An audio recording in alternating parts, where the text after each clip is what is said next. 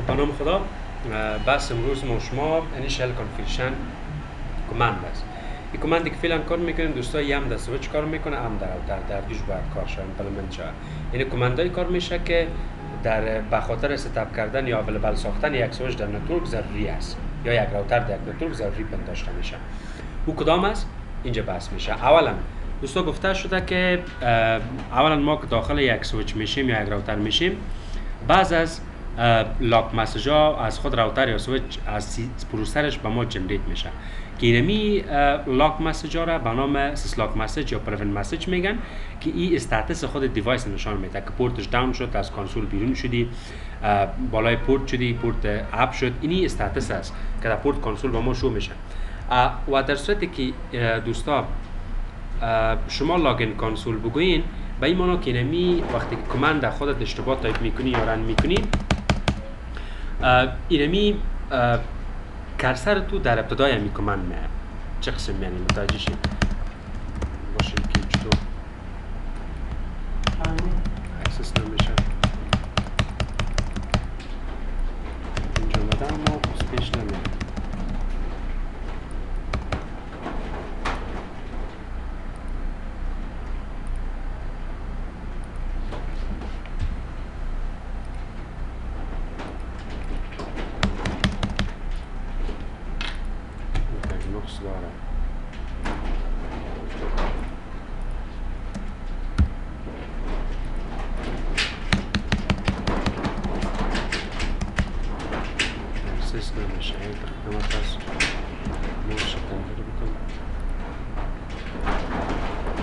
کام چند میگیریم؟ نه دیگه 11 52 چند میه؟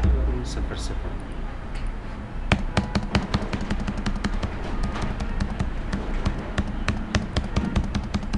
دیگه میشه اکسس نمیشه.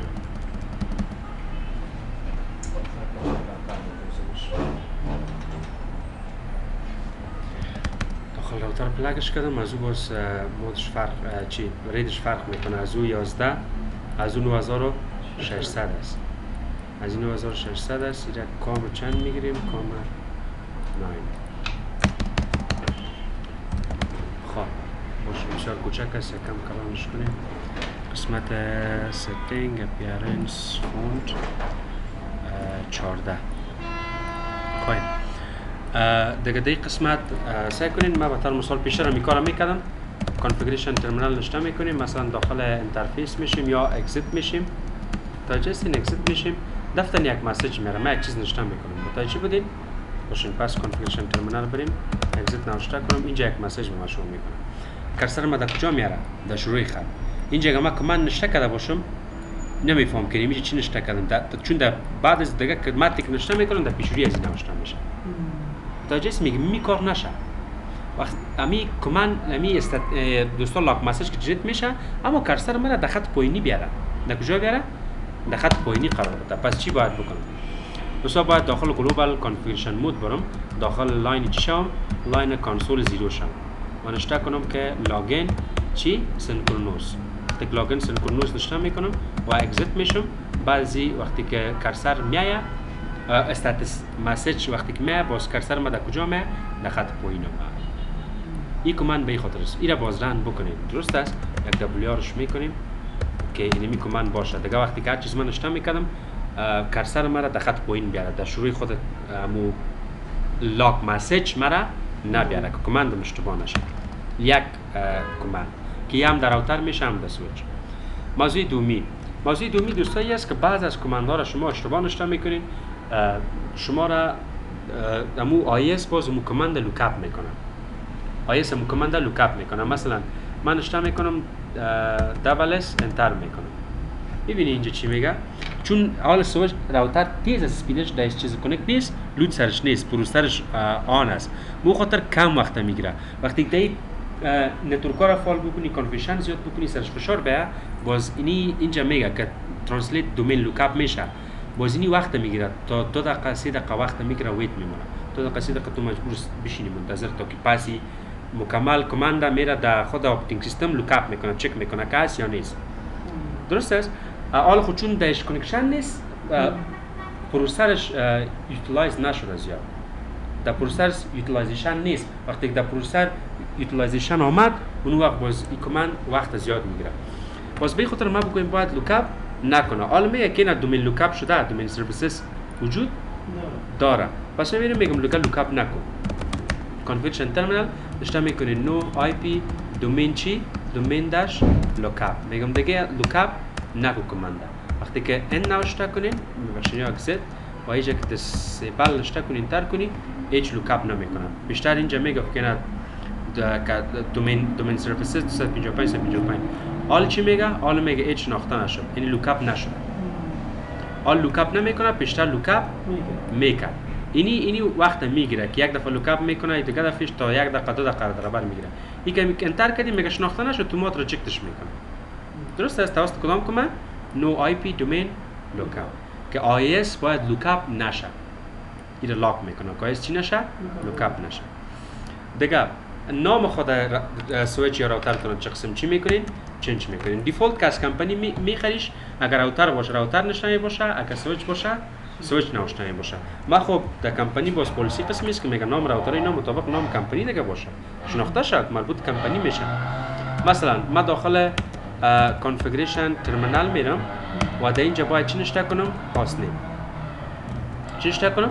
هاست نیم. سایکو کوئسچن مارک دادم چی گفت؟ ورد نشته کنم. یعنی نام دیگه نشته کنم هاست نیم.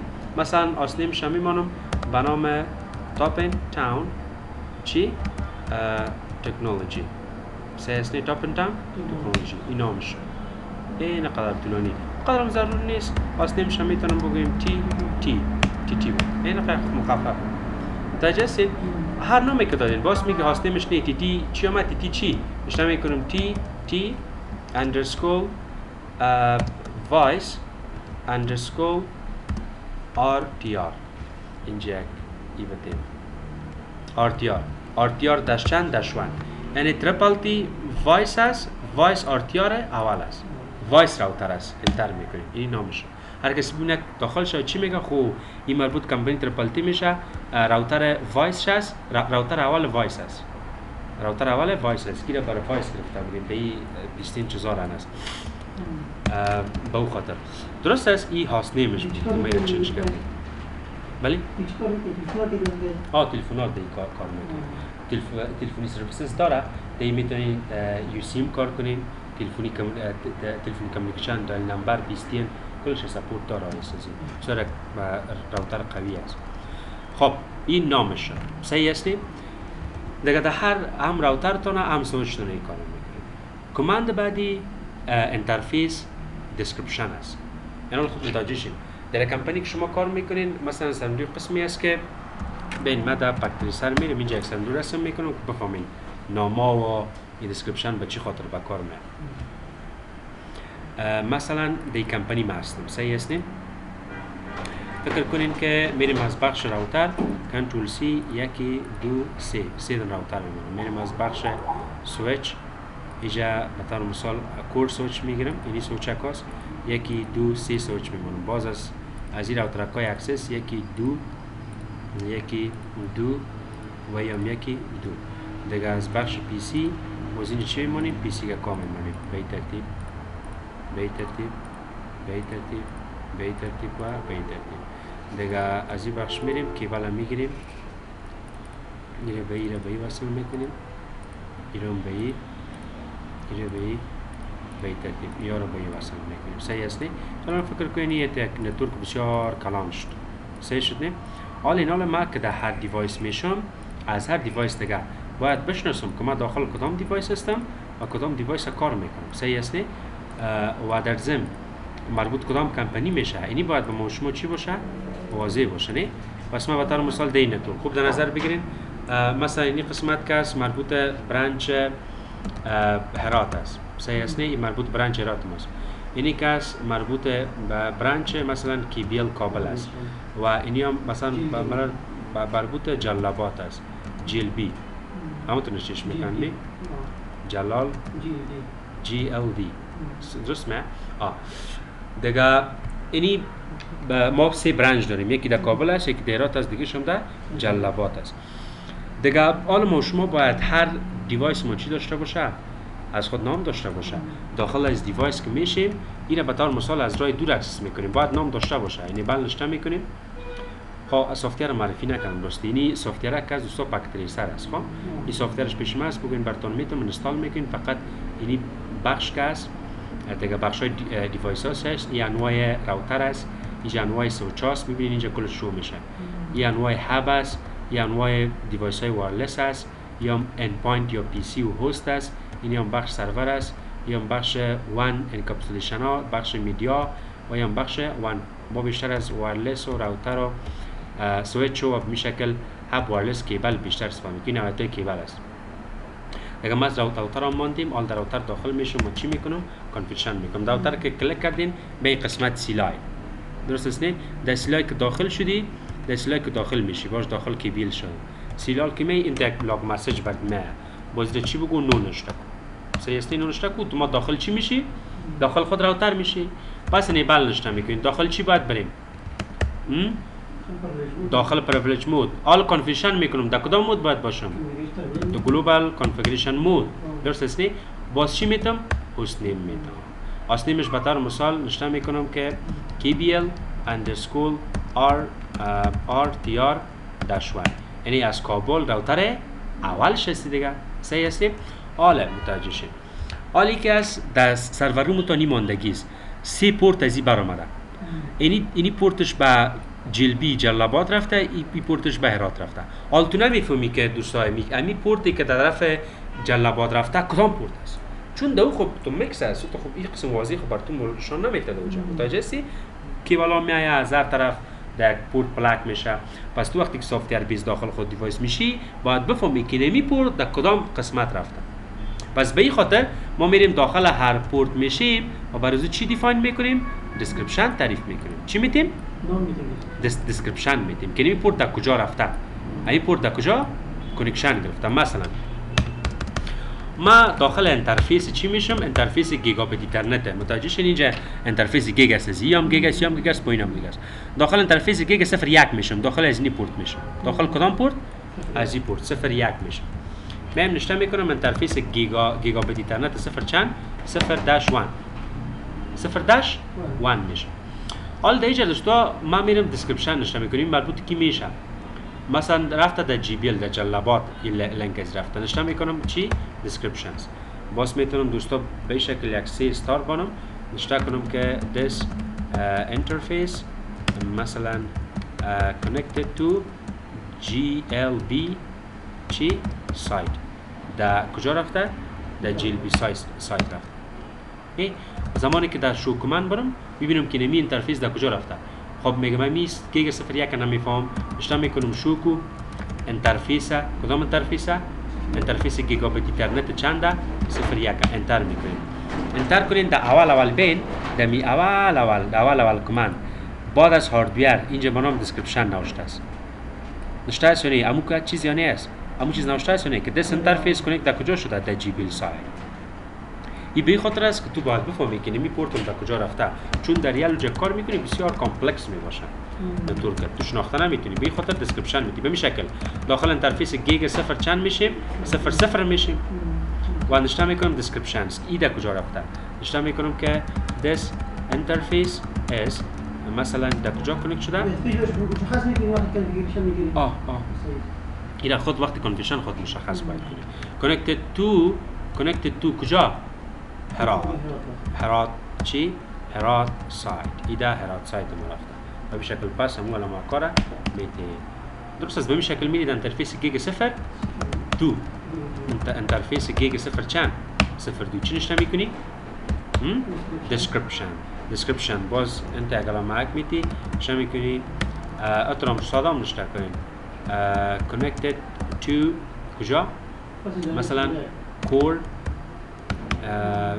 KBL SW1 core switch SW چند SW1 شفت پرس بگیرین وقتی یک پامسان هم بتین بس تستی باز نشته کنین شوکو انترفیس گیگ 02 را انتر کنین. دی قسمت بالا مین اینجا نشان میده description شا connected to core KBL switch 1 یعنی core switch کابل است. دیگه اگر شما بخواین که به می ترتیب انترفیس 00 را ببینین انتر کنین، این هم نشان میده که در کجا کنکشن داره.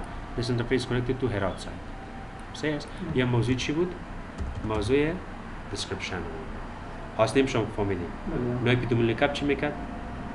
نه من که آیس کماندی که ما اشتباه تایپ کردیم اون لوکاپ شود داخل آیس، وقت نگیره، وقت نمیگیره. و لاگینگ سینکرونوز باختر سیسلاک مسیجی که جنریت میشه، ابتدا ما را کرسر ما را در شروع سیسلاک میاره، میگم نه در خط پایین بیارش، در خط پایین انتقالش میده. خب حالا موضوع بعدی دوستان، موضوع دیگه بعدی که از دیجا بنر است.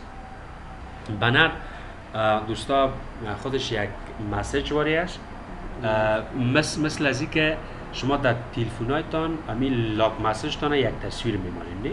یا یک عکس یک چیز خوشتان میمونید که دقیقاً سعی کنید نمود نشان باشه. بنر هم مثل موت یک چیز واری. وقتی که نو داخل یک دیوایس انتر میکنید داخل شوی، بر تو موت یک مسیج شو میکنه، یک ویو برات میته. متوجه هستی؟ یک ایمیج به شکل یک دیزاین خود جور میکنید در بنر، اونم دیزاین میتی. اکثرا معلومات هم اضافه میکنن در بنر. اکثر کسا دیزاین میتن، یک عکسک رسم میکنن یا لوگوی خود رسم میکنن. اکثر کسا و لوگو هم رسم میکنن. باز انفورمیشن کسی که در راوتر یا در سویچ ادمین از کار میکنه کانفیگریشنش کرده از اون میتن که وقتی که مشکل خلق شد باز با مو کسی که کانفیگریشن کرده زنگ بزنن پرسانش کنن که این مشکل است. متوجه هستین؟ بنا به اختلاف میشن. دیگه بنر دوستا 4 مود داره. بنر موتیدی است که بحث امروز ما و شماست. بنر لاگین و بنر اگزیت و بنر اینکامینگ است. هر کدام از این هر وقت استفاده میشن. بنر موتیدی که است برای پورت کنسول است، برای کیبل کنسول است. بنر لاگین اینا و اگزیت اینا که هستن برای تلنت و سچ است. هرچند اینکامینگ اینایشون فرق میکنه، به هر کدام چیز ما بنر داریم. دیگه آل رولز بنر چی است که ما بنر استفاده میکنیم کدام قاعده در نظر بگیریم. اولا خب میرین داکومنت نشته میکنین به طور مثال که بنر نشته میکنی بنر MOTD صحیح است. باز اسپیس اینجا چی نشته میکنی؟ بنر نشته میکنی. رولسی از گفته استارت بنر a letter that is not in the middle of your word. گفته استارت اینجا بنر میگن نشته کو دیگه. حالا اینجا میگم سمبول بده یا کاراکتر بده کو در وسط بنرت نبیه. مثلا من دلار ساین میدم و میفهمم که نمی دلار ساین باز بنر نشته کرده میرم به این شکل، یعنی با دلار ساین در وسط بنرم نمیه. متوجه هستین؟ این قانونش هست. خب من میرم کار میکنم که چه قسم یعنی این قانون امپلمنت میشه. مثلا ما در راوتر ریال میرم، خب کارای ما ریال از به خاطر کانفیگریشن ترمینال میریم، درست هستیم؟ نشته میکنم چیکو بنر سعی کنین در ریال بسیار زیاد دیگه هم هست. لاین بنر است، اگزیت بنر، کامینگ بنر، لاگین بنر، MTD بنر، پروموت بنر، تایم و سلم PPP. ما چی استفاده میکنیم؟ MTD را مسیج آف د دی مانا میده. MTD مسیج آف د دی، یعنی هر روزی که تا کنسول لاگین شده میری این برای چی میشه؟ شو شده میره. خب آنلاین نوشته شده. لاین گفته شما یک کاراکتر نشته کو گفته. ما چی گفته؟ یک کاراکتر نشته کو. سعی کن اینجا میگم مثلا سی نشته کو. سی بنر تکس میایه که با سی گفته وی ار سی از delimited character. چی است؟ یک delimited character است که باز ای باید در وسط باید نبیه. مثلا من در قسمت میرم یک دلار ساین میتم، نه؟ به این شکل. حالا بنرم چی شد؟ استارت شد. من بنر نشته میکنم، میرم اول لوگوی کمپانی خود تایپ میکنم. به این شکل این چیز نوشته میکنم، باز انتر میکنم و به این شکل یک اسپیس باز اینجا مین به این شکل باز به این شکل خوب میبخشید اینجا اشتباه شد.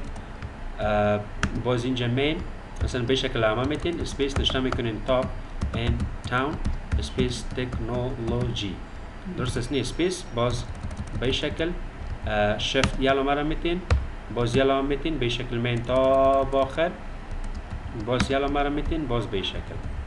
متوجه هستین؟ این شکل انتر میکنین. بعد از اون نشته میکنین که this device is authorized by TT company. says باز نشته میکنیم for more information contact us. با ما تماس بگیرید. name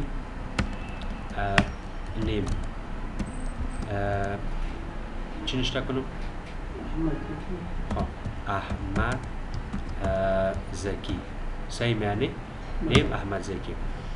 بعد از اون نشته میکنم فون شماره تلفنش نه در مثال مثبت 93 هرچی که بود درست است نه او را نوشته میکنیم. بعد از اون نشته میکنین ای داشی تشمیل ایمیل کمپانیش نشته میکنیم مثلا a.zaki@topintown.technology.com اینی ایمیلش هست صحیح است نه اینی ایمیلش هست دیگه. بعد از اون باید علامه چی را بتم $ساین بتم این حالا هر کرکتر که نشته کرده بودی و مناسب بانر ما تاک چی نتی $ساین نتی که میباشیم $ساین نبودی نه $ساین که بیتی بانر ختم بشه. یعنی کرکتر گفته دواسط نباید به این خاطر که اگه دواسط آمد یعنی بانر نموچه ختم است دیگه. باز اینی کرکتر گفته دواسط باید نباید رولز به می خاطر است و این علامه را باز کجا نشون میکنی داخل آخر که یعنی دینی وسط از هر چیزی که اومده این مناسب چی قرار بگیره بانر قرار بگیره. این حالی از جا اگزیت میشین اینا WR میکنین و بازم اگزیت سعی کنین که انتر میکنی بانر شو میشه شو شد نمیشه نه.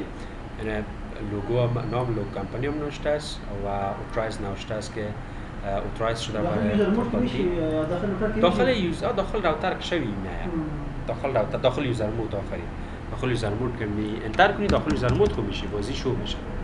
درست شد دیگه. هم بود بانر کدام کار دیگه نداره فقط بانر میتونی یک ساین میتی باز انفورمیشن نشته میکنی پس ساین میتی اگزیت میکنی بانر تموم میشه. بسیار ساده. مثلا این قسم بانر را نشته میکنم متوجه هستین از IDS هست دیگه کمپانی سیسکو است اونجا میاد مسیج یا از کمپانی سیسکو یک مسیج نوشته کرده به شکل یک چیز و اینی هم مثالش است. می‌بینید که $ساین داده باز اینی بانر میاد و $ساین ختم که بانر شود ختم شود. ده کدام چیز دیگه نه. سوال است؟